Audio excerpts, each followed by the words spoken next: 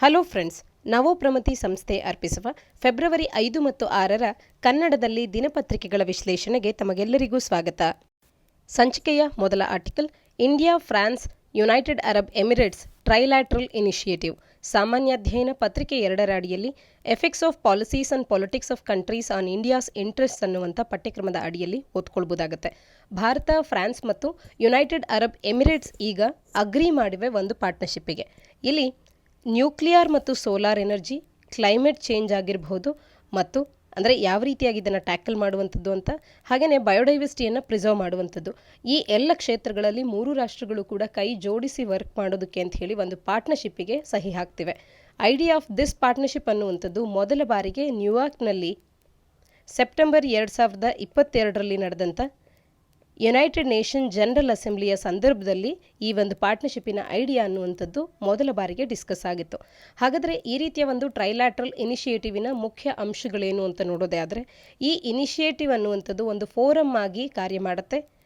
Cooperation projects, ಮುಖ್ಯವಾಗಿ solar ಮತ್ತು nuclear energy, ಹಾಗೆ ಕ್ಲೈಮೇಟ್ ಚೇಂಜ್ ಮತ್ತು ಬಯೋಡೈವರ್ಸಿಟಿಯನ್ನು ಪ್ರಿಸರ್ವ್ ಮಾಡುವಂಥದ್ದು, ಪರ್ಟಿಕ್ಯುಲರ್ಲಿ ಇಂಡಿಯನ್ ಓಷನ್ ರೀಜನಲ್ಲಿ ಈ ಎಲ್ಲ ಕ್ಷೇತ್ರಗಳಲ್ಲಿ ಕೋಆಪರೇಷನ್ ಪ್ರಾಜೆಕ್ಟ್ಸ್ಗಳನ್ನು ಎಕ್ಸಿಕ್ಯೂಟ್ ಮಾಡೋದಕ್ಕೆ, ಪ್ರಮೋಟ್ ಮಾಡೋದಕ್ಕೆ, ಡಿಸೈನ್ ಮಾಡೋದಕ್ಕೆ ಅಂತ ಹೇಳಿ ಈ ಫೋರಮ್ ಅನ್ನುವಂಥದ್ದು ಕಾರ್ಯ ಮಾಡುತ್ತೆ. ಹಾಗೆ ಈ ಮೂರು ರಾಷ್ಟ್ರಗಳು ಕೂಡ ಡಿಫೆನ್ಸ್ ಕ್ಷೇತ್ರದಲ್ಲಿ ಮತ್ತು ಇನ್ಫೆಕ್ಷಿಯಸ್ ಡಿಸೀಸಸ್ಗಳನ್ನು ಕೌಂಟರ್ ಮಾಡುವಲ್ಲಿ, ಹಾಗೆಯೇ ಗ್ಲೋಬಲ್ ಹೆಲ್ತ್ ಆರ್ಗನೈಸೇಷನ್ಸ್ಗಳಾದಂಥ world health organisation, Gavi, the vaccine alliance ಆಗಿರಬಹುದು, ದಿ ಗ್ಲೋಬಲ್ ಫಂಡ್, ಯುನಿಟೈಡ್ ಆಗಿರಬಹುದು, ಈ ರೀತಿಯ ಆರ್ಗನೈಸೇಷನ್ಸ್ಗಳೊಟ್ಟಿಗೆ ಕೋಆಪರೇಷನನ್ನು ಪ್ರಮೋಟ್ ಮಾಡೋದ್ರ ಕಡೆಗೆ ಒಟ್ಟಾರೆಯಾಗಿ ಕೈ ಜೋಡಿಸಿ ಕಾರ್ಯ ಮಾಡೋದನ್ನು ಇಲ್ಲಿ ಚರ್ಚೆ ಮಾಡಿವೆ. ಫರ್ದರ್ ಈ ಮೂರು ಕಂಟ್ರೀಸ್ಗಳು ಕೂಡ ಟ್ಯಾಂಜಿಬಲ್ ಕೋಆಪರೇಷನನ್ನು, ಒನ್ ಹೆಲ್ತ್ ಅಪ್ರೋಚನ್ನು ಇಂಪ್ಲಿಮೆಂಟ್ ಮಾಡಲಿಕ್ಕೆ ಅಂತ ಹೇಳಿ ಟ್ಯಾಂಜಿಬಲ್ ಕೋಆಪರೇಷನನ್ನು ಮಾಡ್ಕೊಳ್ಬೇಕು ಅಂತ ಹೇಳಿ ಐಡೆಂಟಿಫೈ ದಿ ಟ್ಯಾಂಜಿಬಲ್ ಕೋಆಪರೇಷನ್, ಅದನ್ನು ಮಾಡಲಿಕ್ಕೆ ಅಟೆಂಪ್ಟ್ ಮಾಡೋದ್ರ ಕಡೆ ಕೂಡ ಗಮನ ಹರಿಸಿವೆ. ಹಾಗೆಯೇ biomedical innovation and production within developing countries, ಇದಕ್ಕೆ ಅಂತ ಹೇಳಿ ಡೆವಲಪ್ಮೆಂಟ್ ಆಫ್ ಲೋಕಲ್ ಕೇಪಬಿಲಿಟೀಸ್ಗಳಿಗೂ ಕೂಡ ಮೂರು ರಾಷ್ಟ್ರಗಳು ಸಪೋರ್ಟ್ ಮಾಡುವಂಥದ್ದು. ಹಾಗೆಯೇ ಕ್ಲೈಮೇಟ್ನಿಂದಾಗಿ ಮ್ಯಾಂಗ್ರೋವ್ ಅನ್ನುವಂಥದ್ದು ಏನು ಹಿಟ್ಟಾಗಿದೆ, ಈ ಸಮಸ್ಯೆಯಿಂದ ಹೊರಬರಲಿಕ್ಕೆ ಅಂತ ಹೇಳಿ ಮೂರು ರಾಷ್ಟ್ರಗಳು ಕೈಜೋಡಿಸಿ mangrove alliance for climate led by the UAE ಮತ್ತು Indo Pacific parks partnership led by India and France, ಇದನ್ನು ಕೂಡ ಎಕ್ಸ್ಪ್ಯಾಂಡ್ ಮಾಡ್ಕೊಳ್ಳುವಂಥದ್ದು, ಒಂದಕ್ಕೊಂದು ಕೋಆಪ್ರೇಟ್ ಮಾಡ್ಕೊಳ್ಳುವಂಥದ್ದು ಈ ಕ್ಷೇತ್ರಗಳಲ್ಲಿ ಇದನ್ನು ಕೂಡ ಕಾಣಬಹುದು. ಇನ್ನು ಭಾರತ ಮತ್ತು ಫ್ರಾನ್ಸ್ನ ನಡುವೆ ಅದರ್ ಏರಿಯಾಸ್ ಆಫ್ ಕೋಆಪ್ರೇಷನ್ ಯಾವುದೆಲ್ಲ ಇದೆ ಅಂತ ಅಂದರೆ, ಡಿಫೆನ್ಸ್ ಕೋಆಪ್ರೇಷನ್ನ ಅಡಿಯಲ್ಲಿ ನಾವು ಆರ್ಮಿಯ ಶಕ್ತಿ ಅನ್ನುವಂಥ ಎಕ್ಸಸೈಸನ್ನು ಕಾಣ್ತೇವೆ, ನೇವಿಯಲ್ಲಿ ವರುಣ ಅನ್ನುವಂಥ ಎಕ್ಸಸೈಸ್, ಏರ್ಫೋರ್ಸ್ ಗರುಡ ಅನ್ನುವಂಥ ಎಕ್ಸಸೈಸನ್ನು ಕಾಣ್ತೇವೆ. ಹಾಗೆಯೇ ಬೇರೆ ಇನಿಷಿಯೇಟಿವ್ಸ್ ಅಂದಾಗ ಇಂಟರ್ನ್ಯಾಷನಲ್ ಸೋಲಾರ್ ಅಲಯನ್ಸ್ನಲ್ಲಿ ಭಾರತ ಮತ್ತು ಫ್ರಾನ್ಸ್ ಎರಡೂ ಕೂಡ ಜಾಯಿಂಟ್ ಎಫರ್ಟ್ಸ್ಗಳನ್ನು ಮಾಡಿ ಕ್ಲೈಮೇಟ್ ಚೇಂಜನ್ನು ಮಿಟಿಗೇಟ್ ಮಾಡಲಿಕ್ಕೆ ಇಂಟರ್ನ್ಯಾಷನಲ್ ಸೋಲಾರ್ ಅಲಯನ್ಸನ್ನು ಡೆವಲಪ್ ಮಾಡ್ತಾ ಇರ್ತಕ್ಕಂಥದ್ದು. ಹಾಗೆ ಫ್ರಾನ್ಸ್ ಅನ್ನುವಂಥದ್ದು ಇಂಡಿಯಾದ ವೀನಸ್ ಮಿಷನ್ ಏನು 2025ಕ್ಕೆ ಶೆಡ್ಯೂಲ್ ಆಗಿದೆ, ಅದರ ಭಾಗವಾಗಲಿಕ್ಕೆ ಕೂಡ ಒಪ್ಪಿಗೆಯನ್ನು ಸೂಚಿಸಿದೆ. ಹಾಗೆಯೇ other areas of cooperation between India and UAE ಏನು ಅಂತ ಅಂದರೆ, I2U2 ಗ್ರೂಪಿಂಗಿಗೆ ಎರಡೂ ರಾಷ್ಟ್ರಗಳು ಕೂಡ ಸದಸ್ಯರಾಗಿರ್ತಕ್ಕಂಥದ್ದು. ಮತ್ತು ಎಕನಾಮಿಕ್ ಪಾರ್ಟ್ನರ್ಶಿಪ್ನ ವಿಚಾರಕ್ಕೆ ಬಂದರೆ, ಭಾರತ ಮತ್ತು UAE 2022ರಲ್ಲಿ ಕಾಂಪ್ರಿಹೆನ್ಸಿವ್ ಎಕನಾಮಿಕ್ ಪಾರ್ಟ್ನರ್ಶಿಪ್ ಅಗ್ರಿಮೆಂಟಿಗೆ ಸಹಿ ಹಾಕಿದೆ. ಮುಂದಿನ 5 ವರ್ಷಗಳಲ್ಲಿ ಎರಡು ರಾಷ್ಟ್ರಗಳ ನಡುವಿನ ಬೈಲ್ಯಾಟ್ರಲ್ ಟ್ರೇಡನ್ನು $100 ಬಿಲಿಯನ್ ಇದು ಕೊಂಡೊಯ್ಯಲಿದೆ ಅಂತ ಹೇಳಿ ನಿರೀಕ್ಷೆ ಮಾಡಲಾಗ್ತಾ ಇದೆ. ಹಾಗೆಯೇ UAE is the second largest export destination ಆಗಿದೆ ಭಾರತಕ್ಕೆ.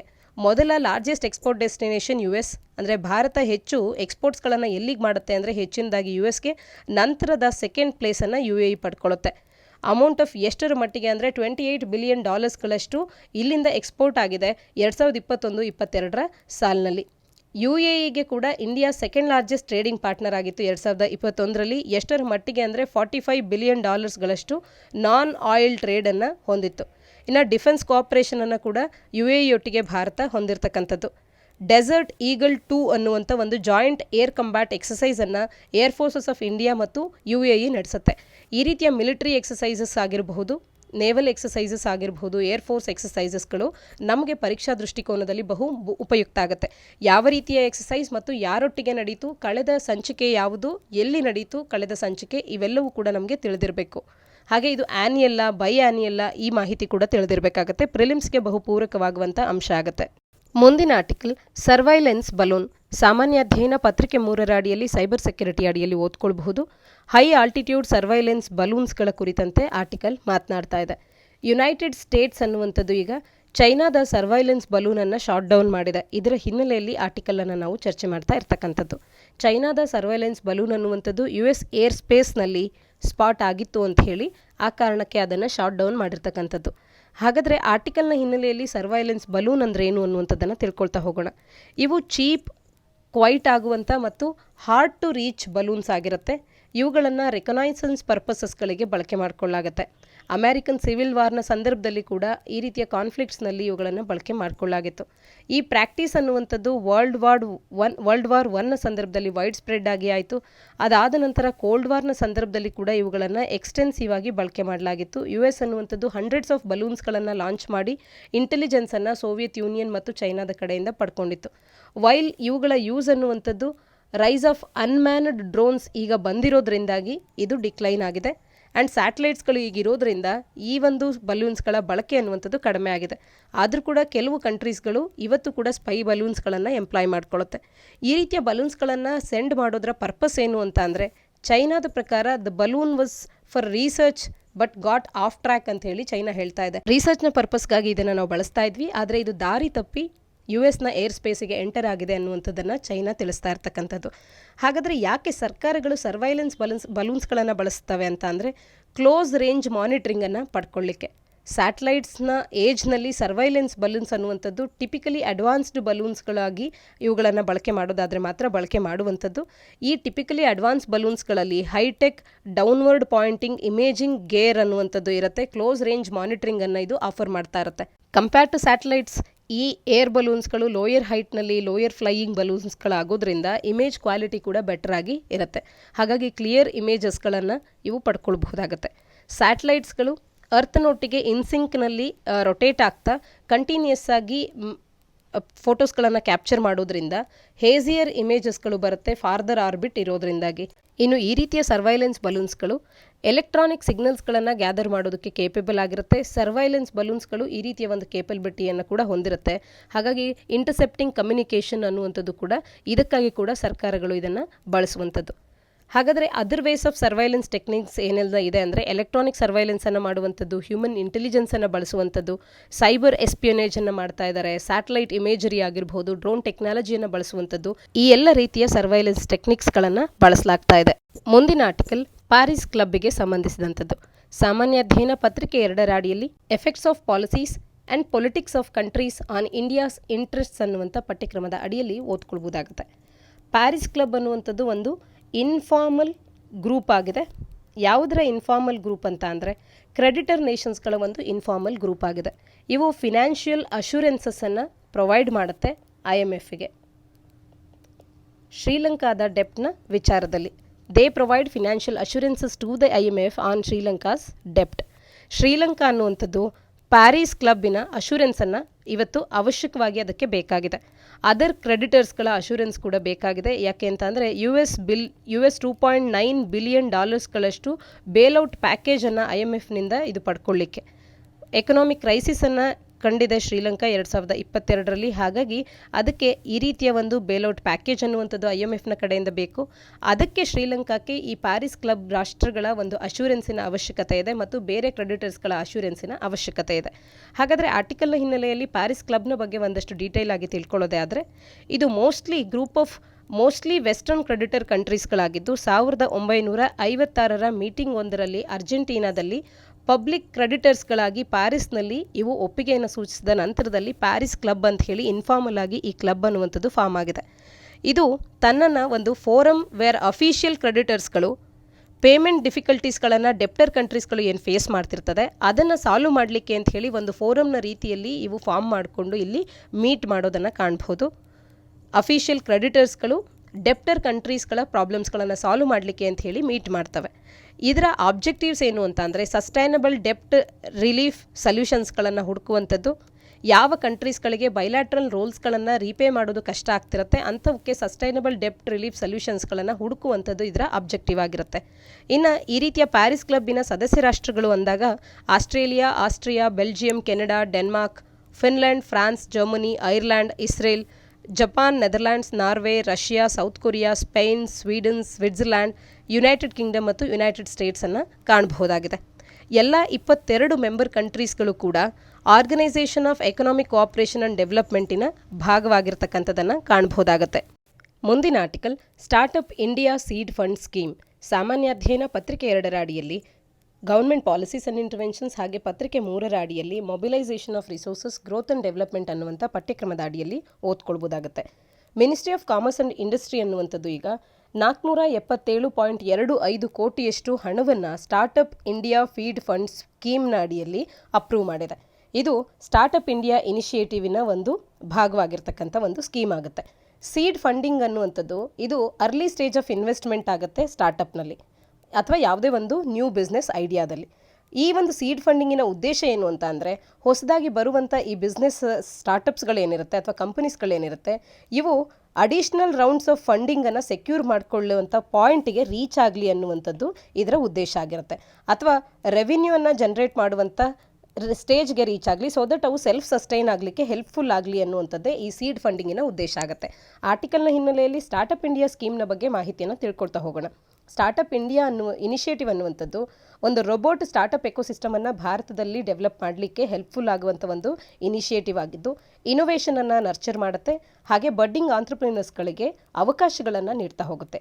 ಈ ಇನಿಷಿಯೇಟಿವ್ನ ಅಡಿಯಲ್ಲಿ ಆ್ಯಕ್ಷನ್ ಪ್ಲ್ಯಾನನ್ನು ತರಲಾಗಿದೆ. ಆ್ಯಕ್ಷನ್ ಪ್ಲ್ಯಾನ್ ಆಫ್ 19 ಆ್ಯಕ್ಷನ್ ಪಾಯಿಂಟ್ಸ್ಗಳನ್ನು ಇದು ಹೊಂದಿದೆ. ಇದನ್ನು ಪ್ರೈಮ್ ಮಿನಿಸ್ಟರ್ ಅವರು ಜಾನ್ವರಿ 2016ರಲ್ಲಿ ಅನ್ವೇಲ್ ಮಾಡಿದರು. ಈ ಆ್ಯಕ್ಷನ್ ಪ್ಲ್ಯಾನ್ ಅನ್ನುವಂಥದ್ದು ಕಂಡ್ಯೂಸಿವ್ ಎಕೋಸಿಸ್ಟಮನ್ನು ಸ್ಟಾರ್ಟಪ್ಸ್ಗಳಿಗೆ ಭಾರತದಲ್ಲಿ ಕ್ರಿಯೇಟ್ ಮಾಡಲಿಕ್ಕೆ ಒಂದು ರೋಡ್ ಮ್ಯಾಪನ್ನು ಲೇ ಡೌನ್ ಮಾಡಿದೆ. ಸ್ಟಾರ್ಟಪ್ ಇಂಡಿಯಾ ಇನಿಷಿಯೇಟಿವ್ನ ಅಡಿಯಲ್ಲಿರ್ತಕ್ಕಂಥ ಫ್ಲ್ಯಾಗ್ಶಿಪ್ ಸ್ಕೀಮ್ಸ್ ಅಂದರೆ funds of funds for startups ಅಂತ ಹೇಳಿ FFS ಅನ್ನುವಂಥ ಒಂದು ಯೋಜನೆ, ಹಾಗೆ SISFS startup India seed fund scheme ಆಗಿರ್ಬೋದು, credit guarantee scheme for startups CGSS, ಇವೆಲ್ಲವೂ ಕೂಡ various stages of their business ಸೈಕಲ್ಸ್ಗಳಲ್ಲಿ ಸ್ಟಾರ್ಟಪ್ಸ್ಗಳಿಗೆ ಫಂಡಿಂಗನ್ನು ಸಪೋರ್ಟ್ ಮಾಡೋ ಮುಖಾಂತರವಾಗಿ ಫ್ಲ್ಯಾಗ್ಶಿಪ್ ಸ್ಕೀಮ್ಸ್ಗಳಾಗಿವೆ ಸ್ಟಾರ್ಟಪ್ ಇನಿಷಿಯೇಟಿವ್ನ ಅಡಿಯಲ್ಲಿ, ಸ್ಟಾರ್ಟಪ್ ಇಂಡಿಯಾ ಇನಿಷಿಯೇಟಿವ್ನ ಅಡಿಯಲ್ಲಿ. ಆರ್ಟಿಕಲ್ನ ಹಿನ್ನೆಲೆಯಲ್ಲಿ ಸ್ಟಾರ್ಟಪ್ ಇಂಡಿಯಾ ಸೀಡ್ ಫಂಡ್ ಸ್ಕೀಮ್ನ ಬಗ್ಗೆ ಮಾಹಿತಿಯನ್ನು ತಿಳ್ಕೊಳ್ತಾ ಹೋಗೋಣ.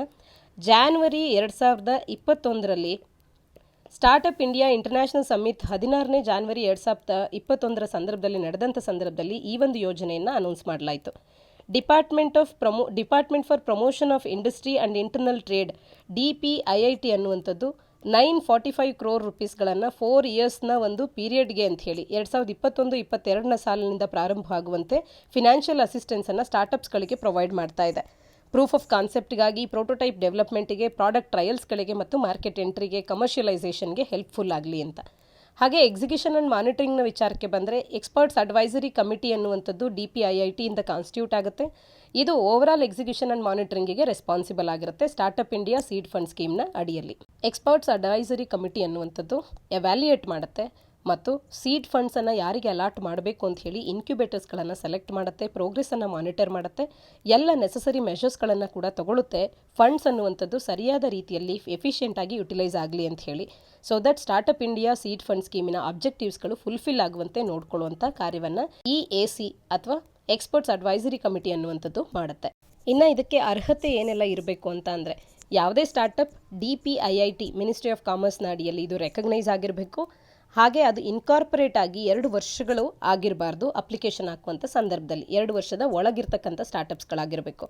ಹಾಗೆಯೇ ಈ ಸ್ಟಾರ್ಟಪ್ಸ್ಗಳು 10 ಲಕ್ಷಕ್ಕೂ ಹೆಚ್ಚಿನ ಮಾನಿಟರಿ ಸಪೋರ್ಟನ್ನು ಯಾವುದೇ ರಾಜ್ಯ ಅಥವಾ ಕೇಂದ್ರದ ಯೋಜನೆಗಳ ಅಡಿಯಲ್ಲಿ ಪಡೆದಿರಬಾರ್ದು. ಅಂದರೆ 9 ಲಕ್ಷ ಸಪೋರ್ಟನ್ನು ಪಡೆದಿವೆ ಅಂದರೆ ಎಲಿಜಿಬಲ್ ಆಗ್ತವೆ. ಆದರೆ 10 ಲಕ್ಷಕ್ಕಿಂತ ಹೆಚ್ಚು ಅಮೌಂಟನ್ನು ಈಗಾಗಲೇ ರಾಜ್ಯ ಅಥವಾ ಕೇಂದ್ರದ ಯೋಜನೆಗಳಲ್ಲಿ ಪಡೆದಿದೆ ಮಾನಿಟರಿ ಸಪೋರ್ಟನ್ನು ಅನ್ನೋದಾದರೆ ಆ ರೀತಿಯ ಒಂದು ಸ್ಟಾರ್ಟಪ್ಸ್ಗಳು ಇದಕ್ಕೆ ಎಲಿಜಿಬಲ್ ಆಗೋದಿಲ್ಲ. ಇನ್ನು ಪ್ರಿಫರೆನ್ಸನ್ನು ಇಲ್ಲಿ ಇನೋವೇಟಿವ್ ಸೊಲ್ಯೂಷನ್ಸ್ಗಳನ್ನು, social impact, waste management, water management, financial inclusion, education, agriculture, food processing, biotechnology, health care, energy, mobility, defence, space, railways, oil and gas, textiles ಇನ್ನು ಮುಂತಾದಂಥ ಸ್ಟಾರ್ಟಪ್ಸ್ಗಳಲ್ಲಿ ಕ್ರಿಯೇಟಿಂಗ್ ಇನೋವೇಟಿವ್ ಸೊಲ್ಯೂಷನ್ಸ್ಗಳನ್ನು ನೀಡುವಂಥ ಸ್ಟಾರ್ಟಪ್ಸ್ಗಳಿಗೆ ಇಲ್ಲಿ ಆದ್ಯತೆಯನ್ನು ನೀಡಲಾಗುತ್ತೆ. ಇನ್ನು ಗ್ರ್ಯಾಂಟ್ಸ್ ಆ್ಯಂಡ್ ಸಪೋರ್ಟ್ನ ವಿಷಯಕ್ಕೆ ಬಂದರೆ ಇದು 3600 ಆಂಟ್ರಪ್ರಿನರ್ಸ್ಗಳಿಗೆ 300 ಇನ್ಕ್ಯುಬೇಟರ್ಸ್ಗಳ ಮುಖಾಂತರವಾಗಿ ಮುಂದಿನ 4 ವರ್ಷಗಳಲ್ಲಿ ಇದು ಸಪೋರ್ಟ್ ಮಾಡಲಿದೆ. Grant of up to 5 crores ಕೂಡ ಇಲ್ಲಿ ಎಲಿಜಿಬಲ್ ಇನ್ಕ್ಯುಬೇಟರ್ಸ್ಗಳಿಗೆ ಏನು ಕಮಿಟಿ ಸೆಲೆಕ್ಟ್ ಮಾಡುತ್ತೆ ಅವರಿಗೆ ಪ್ರೊವೈಡ್ ಕೂಡ ಮಾಡಲಾಗುತ್ತೆ. ಸೆಲೆಕ್ಟೆಡ್ ಇನ್ಕ್ಯುಬೇಟರ್ಸ್ಗಳು 20 lakhs validation of proof of ಕಾನ್ಸೆಪ್ಟ್ಗೆ ಅಂತ ಹೇಳಿ ಪ್ರೊವೈಡ್ ಮಾಡುವಂಥದ್ದು, ಪ್ರೋಟೋಟೈಪ್ ಡೆವಲಪ್ಮೆಂಟಿಗೆ ಆಗಿರ್ಬೋದು ಅಥವಾ ಸ್ಟಾರ್ಟಪ್ಸ್ಗಳ ಟ್ರಯಲ್ಸ್ಗಳಿಗೆ ಪ್ರಾಡಕ್ಟ್ ಟ್ರಯಲ್ಸ್ಗಳಿಗೆ ಅಂತ ಹೇಳಿ 20 lakhsವರೆಗೂ ಅದಕ್ಕೆ ಅಂತ ಹೇಳಿ ನೀಡಲಾಗುತ್ತೆ ಸೆಲೆಕ್ಟೆಡ್ ಇನ್ಕ್ಯುಬೇಟರ್ಸ್ಗಳಿಗೆ. ಇನ್ನು investment of up to 50 lakhs ಅನ್ನುವಂಥದ್ದು ಮಾರ್ಕೆಟ್ ಎಂಟ್ರಿಗೆ, ಕಮರ್ಷಿಯಲೈಸೇಷನ್ಗೆ, scaling up through convertible debentures, ಡೆಪ್ಟ್ ಲಿಂಕ್ಡ್ ಇನ್ಸ್ಟ್ರೂಮೆಂಟ್ಸ್ಗೆ ಅಂತ ಹೇಳಿ ನೀಡಲಾಗುತ್ತೆ. ಈ ರೀತಿಯ ಸೀಡ್ ಫಂಡಿನ ಅವಶ್ಯಕತೆ ಏನಿತ್ತು ಅಂತ ಅಂದರೆ, ಯಾವುದೇ ಒಂದು ಆಂಟರ್ಪ್ರೈಸ್ ಬೆಳಿಬೇಕು ಅಂತ ಅಂದರೆ ಅದರ ಅರ್ಲಿ ಸ್ಟೇಜಸ್ನಲ್ಲಿ ಅದಕ್ಕೆ ಸಾಕಷ್ಟು ಅವಶ್ಯಕತೆ ಇರುತ್ತೆ. ಫಂಡಿಂಗಿನ ಅವಶ್ಯಕತೆಯನ್ನು ಪೂರೈಸುವಂಥದ್ದು ಇದರ ಉದ್ದೇಶ ಆಗಿರುತ್ತೆ. ಇನ್ನು ಪ್ರೂಫ್ ಆಫ್ ಕಾನ್ಸೆಪ್ಟ್ ಡೆವಲಪ್ಮೆಂಟ್ ಸ್ಟೇಜ್ನಲ್ಲಿ ಕ್ಯಾಪಿಟಲ್ ಇನ್ಅಡಿಕ್ವೆಸಿ ಆಗಬಾರ್ದು ಅಂತ ಹೇಳಿ ಭಾರತದ ಸ್ಟಾರ್ಟಪ್ ಎಕೋಸಿಸ್ಟಮನ್ನು ಸ್ಟ್ರಾಂಗ್ ಮಾಡಲಿಕ್ಕೆ ಈ ಇನಿಷಿಯೇಟಿವ್ ಹೆಲ್ಪ್ಫುಲ್ ಆಗುತ್ತೆ. ಹಾಗೆಯೇ ಈ ಸ್ಟೇಜ್ನಲ್ಲಿ ರಿಕ್ವೈರ್ ಆಗುವಂಥ ಕ್ಯಾಪಿಟಲನ್ನು ಮೇಕ್ ಆರ್ ಬ್ರೇಕ್ ಸಿಚುಯೇಷನ್ ಆಗಿರುತ್ತೆ ಸ್ಟಾರ್ಟಪ್ಸ್ಗಳಿಗೆ ಈ ಕ್ಯಾಪಿಟಲ್ ಅನ್ನುವಂಥದ್ದು.